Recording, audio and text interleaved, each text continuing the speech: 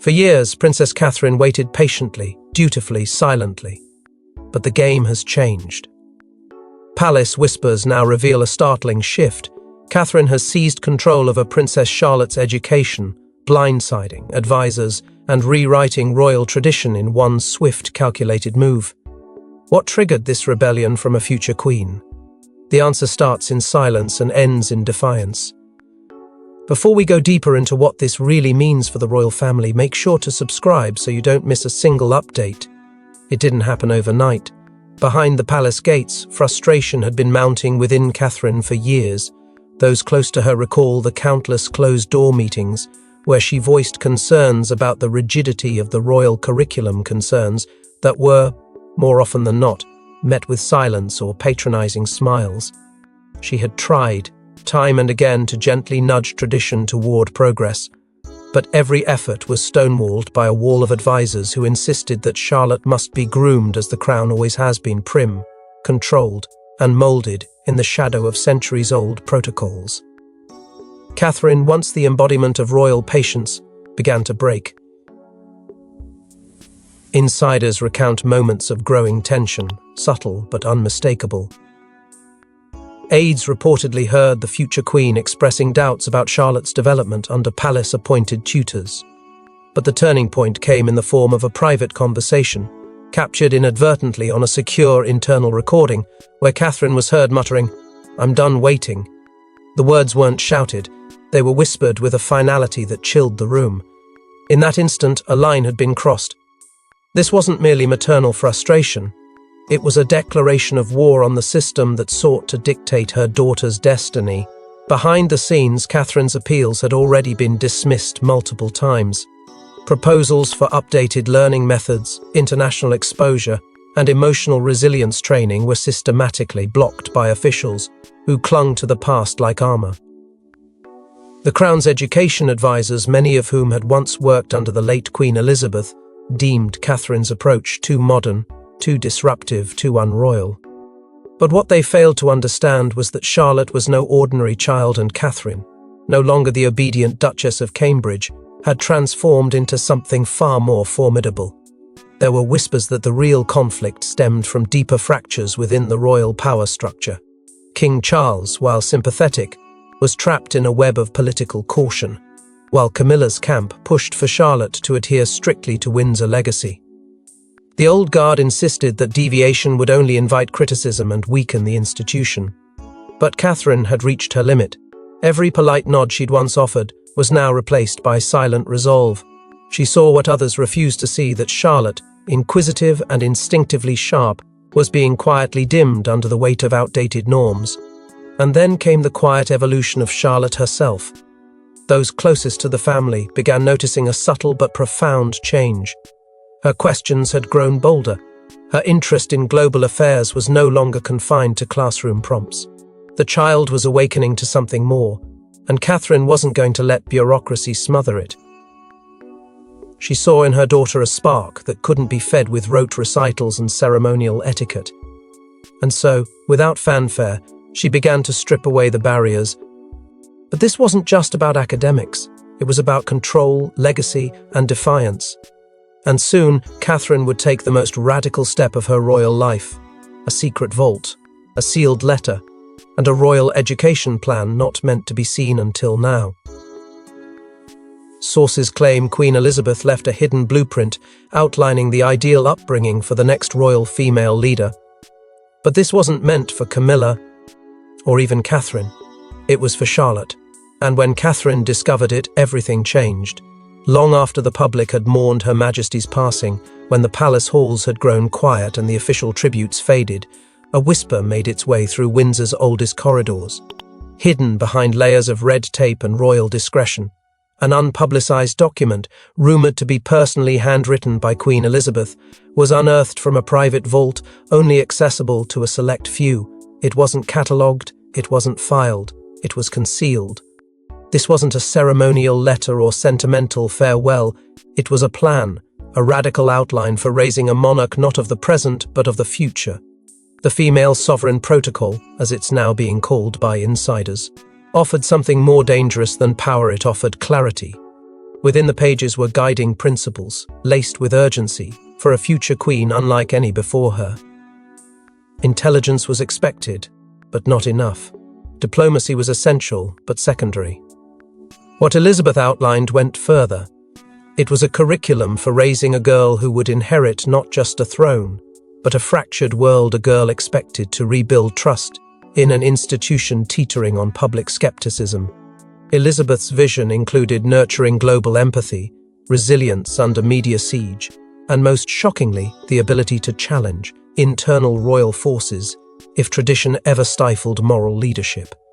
It was not Camilla's name attached to these expectations, nor was it Catherine's. The protocol was clearly addressed to one Charlotte. How it made its way into Catherine's hands remains cloaked in secrecy, but multiple sources point toward Princess Anne. Known for her RP's sense of loyalty and deep reverence for her mother's private intentions, Anne is said to have orchestrated a quiet delivery of the document to Catherine during a rare private meeting at Balmoral. The timing wasn't accidental. It happened just as tensions over Charlotte's educational future had reached a fever pitch within the palace. Anne, often the unacknowledged architect behind key transitions, reportedly saw Catherine as the only one with the steel to honor Elizabeth's unspoken wishes. The moment Catherine read the first line, something shifted. Insiders claim she locked herself away for hours afterward, emerging red-eyed, silent, and visibly shaken. For someone often lauded for her poise under pressure, the emotional weight of the blueprint was unlike anything she'd encountered, not because it burdened her, but because it validated every fear she'd been quietly harboring. She hadn't been imagining it, the resistance, the dismissals, the pressure to conform.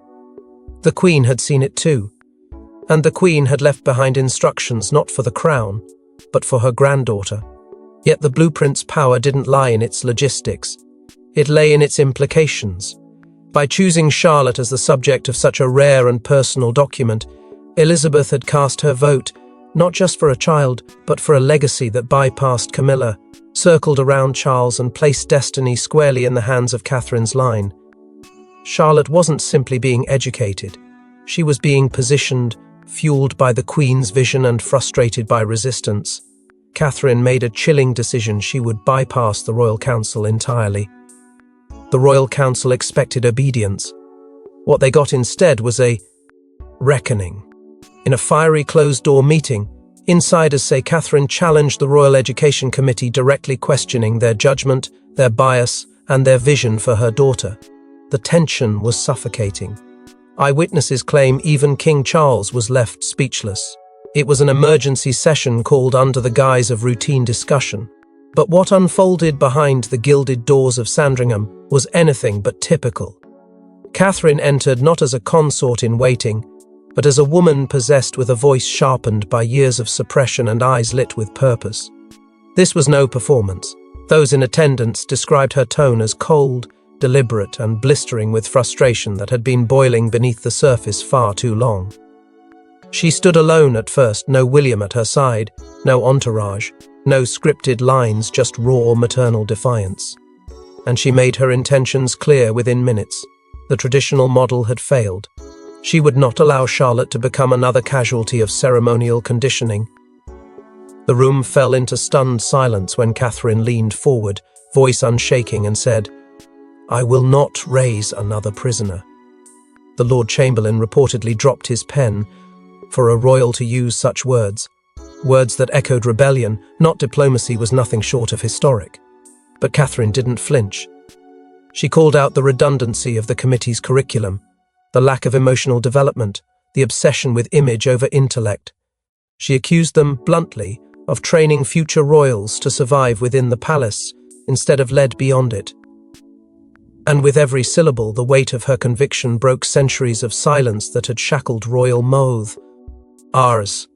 Before her, Charles, sitting at the head of the table, was said to have been visibly shaken. The monarch had grown accustomed to Catherine's grace, but this was something else. This was strategy wrapped in outrage. His own attempts to interject were reportedly brushed aside by Catherine's unrelenting cadence. Camilla, sitting just 2 chairs away, barely spoke a word.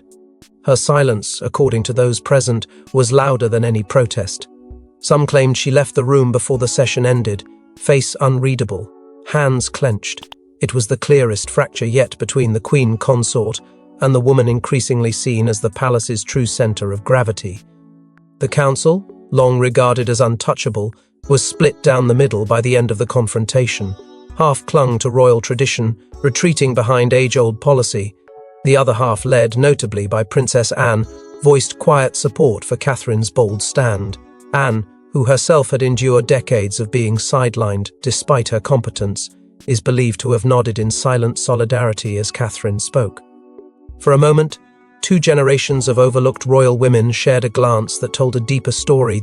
This wasn't just about Charlotte, it was about ending the cycle. But Catherine wasn't finished. The very next morning, she made a call that would redraw Charlotte's entire future in a matter of hours. They weren't on the royal payroll, they weren't approved by the crown, but they were brilliant, elite, and loyal to Catherine alone. Dubbed Operation Phoenix, the hand-picked team Catherine assembled behind palace doors is rewriting how royalty is raised and threatening to expose the cracks in the monarchy's educational facade.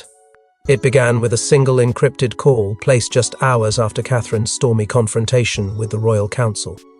No royal aides, no traditional advisors, only her personal line and a quiet directive: build something new. Within days, a shadow network emerged, operating from a concealed suite within a royal residence not even listed on internal maps. These weren't the usual tutors and etiquette coaches. They were global educators, intelligence analysts, political philosophers, and child development strategists, some with past affiliations to MI6 adjacent think tanks, others from the most radical corners of Oxford's educational elite. They came without fanfare, under codenames, vetted not by protocol but by purpose. Every single one of them understood what was at stake. They weren't molding a royal mascot, they were preparing a sovereign in waiting. The group's existence was never declared. Its operations were conducted through encrypted communications, secured laptops, and locked briefcases escorted under the guise of harmless charity work. The monarchy's internal security was oblivious, and even the king's private office remained in the dark. This wasn't defiance for the sake of rebellion. It was insulation from sabotage. Catherine had learned her lesson. Too many voices, too many eyes, and too many interests meant progress had always been intercepted. But this time, the transformation would begin in silence, beneath the very floorboards of royal tradition. What made Operation Phoenix extraordinary wasn't just the personnel, it was the curriculum. Documents now leaked through anonymous sources reveal a startlingly progressive framework, a learning core built no on ceremonial performance but on survival, leadership, and moral calculus. The focus? Teaching Charlotte to govern in truth, not just posture. Lessons in empathy were paired with simulations in negotiation. Historical analysis was intertwined with the ethics of diplomacy. While her brother George remained largely on the traditional royal track, his future too publicly visible to veer far. Charlotte's program was different. It was experimental, it was volatile, and it was exactly what Catherine believed the crown needed. Palace aides, once skeptical, began to notice subtle shifts. Charlotte's demeanor matured. Her curiosity deepened. Conversations once filled with fairy tales and tiaras now explored treaties, revolutions, and royal failure. Behind the soft features of a young girl, a calculating awareness was forming. Catherine had not only removed her daughter from the royal script, she was teaching her to rewrite it. But secrecy breeds suspicion, and the moment Camilla discovered she had been completely excluded from this operation, the backlash was immediate. One insider recalled the Queen Consort erupting in a rare outburst, demanding answers from Charles, who reportedly had none. The tension between the two women, already strained, snapped further under the weight of the deception. Still, Catherine remained unshaken. The more the palace pushed back, the tighter she drew the circle. Every failure of the old system only affirmed her decision. She wasn't just building an education program, she was constructing a fortress around Charlotte's mind, one built with knowledge, strategy, and power. As the secret team worked in silence, the impact was becoming visible. Charlotte was already beginning to shift, in ways the public had never seen before. At just 10 years old, Charlotte delivered an off-script speech that left diplomats stunned. It wasn't staged, it was instinctive. Palace insiders say her poise, intellect and fire stunned even the most seasoned aides. Something had changed in her, and Catherine was watching closely, tears in her eyes. It happened at a diplomatic youth summit where Charlotte was only expected to observe, perhaps smile politely, and wave for the cameras. But when one of the younger delegates hesitated to speak, Charlotte reportedly stepped forward. Without notes, without preparation, she addressed the room. Her words, firm, eloquent and laced with empathy, left those in attendance speechless. It was not a performance. It was a declaration. A child who had been quietly remade through Catherine's vision was now revealing the first glimpse of her new self. One palace aide called it a controlled fire, intelligent, precise and impossible to ignore. That moment sent a ripple through the establishment. Something was awakening, and the monarchy could feel it. Back at the palace, whispers quickly turned into stunned recognition. Staff began referring to her, half jokingly and half awed, as a miniature version of Queen Elizabeth, only sharper. And they meant it. This wasn't mimicry or pageantry. Charlotte wasn't just behaving like a royal, she was embodying the essence of leadership that hadn't been seen since the late Queen's prime. Catherine's operation had taken hold. The secret curriculum had paid off in full. It wasn't just about intelligence anymore, it was about instinct. And Charlotte had it. Behind closed doors, signs of her transformation became undeniable. Fluent in 2 new languages, something even senior royals struggled to manage, Charlotte had developed an ease of articulation that unsettled even the most seasoned diplomats. Her study, once filled with dolls and fairy tales, now held notebooks coded in symbols and acronyms, believed to be training exercises in diplomacy and strategic thought. These weren't games. They were the groundwork of something far more deliberate. Catherine wasn't raising a ceremonial figurehead. She was preparing a sovereign weaponized with knowledge, restraint, and command. Catherine's demeanor began to shift as well. No longer was she shielding Charlotte from public scrutiny. Instead, she began revealing her, bit by bit. Small public appearances were no longer staged, they were calibrated. Catherine let the world see the evolution, daring the crown to question it. And while resistance brewed behind palace walls, one figure remained notably silent: Prince William. According to sources, he had long been aware of Catherine's intentions. Though he didn't intervene directly, he gave his quiet support from the sidelines, choosing not to oppose his wife even as pressure mounted from his father and stepmother to course correct. The truth was undeniable. Charlotte was no longer just another royal child being groomed for ceremonial comfort. She had become something altogether different, a force quietly emerging, shaped not by tradition, but by deliberate rebellion against it. And Catherine, now more convinced than ever, knew that she could not and would not allow her daughter's rise to be interrupted.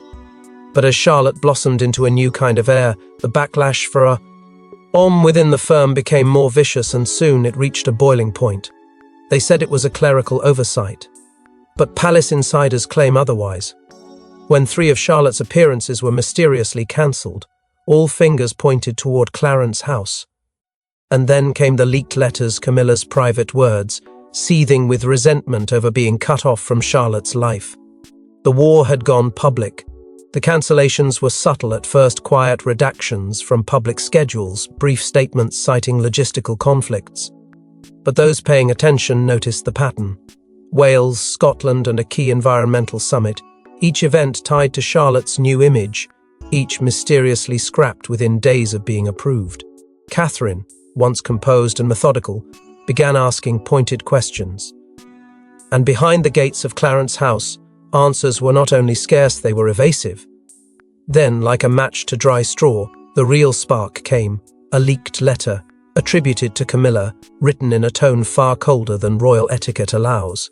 In it, she accused Catherine of overstepping, of erasing traditions, and most notably of stealing influence that was never hers to wield. It was a damning piece of correspondence, too personal, too pointed to be intended for public view. Yet it reached the press with uncanny timing, just as whispers of sabotage were intensifying. Suddenly, the firm was in damage control. But the damage had already been done. Camilla's inner circle, known for its strategic leaks and subtle manipulations, became the center of speculation. Had the Queen Consort's resentment turned tactical? Had she intervened to slow Charlotte's meteoric rise? And if so, was it her own fear of being eclipsed that fueled her actions? The backlash didn't stay behind palace walls. Aides reportedly witnessed a heated phone exchange between Prince William and Camilla, an uncharacteristic clash between two members of the royal hierarchy known for guarded civility. Sources claim William demanded answers, asserting that Charlotte would not be used in anyone's power games. Camilla, stunned by the confrontation, allegedly responded by hanging up. What followed was a palace crisis unlike any seen in recent years. King Charles, caught in the center of the storm, attempted to calm both sides, but in doing so, he only revealed the depth of the divide. His neutrality was seen as weakness, his silence as complicity. The entire institution braced itself as press speculation erupted. Was this the beginning of a royal split? Had internal power struggles now extended to the children? And through it all, Catherine remained remarkably quiet strategically, devastatingly so.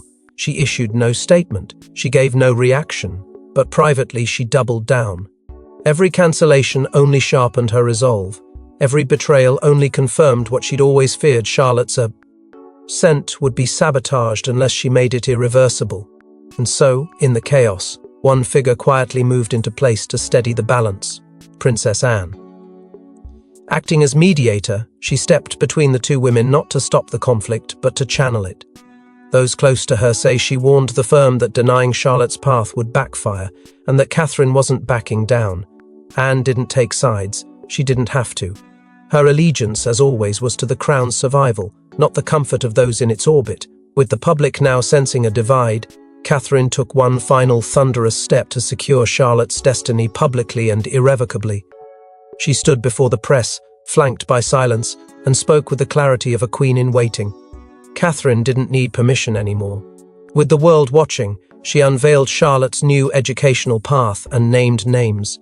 The monarchy reeled. Camilla reportedly refused to leave her room for 48 hours. It was supposed to be a quiet briefing, something routine, easily missed in the shuffle of royal schedules. But what unfolded that morning shattered the palace's illusion of control. Catherine emerged not as a consort, nor as a mother defending her child, but as a sovereign architect delivering a manifesto. With only a single document in her hand, she made it clear Charlotte's education would no longer be subject to internal politics, outdated traditions, or passive silence. It would be restructured, radicalized, and executed independently of royal approval. And she wasn't asking for support, she was declaring a shift. Catherine began by invoking Queen Elizabeth's legacy, not with nostalgia, but with fire. She quoted the Queen's exact words, reportedly drawn from the hidden protocol only a handful had ever seen. "There will come a time when a girl must be the crown." That line echoed across the room like a thunderclap. Then, with calculated precision, Catherine laid out the structure of the new initiative. No more ceremonial grooming, no more inherited tutors.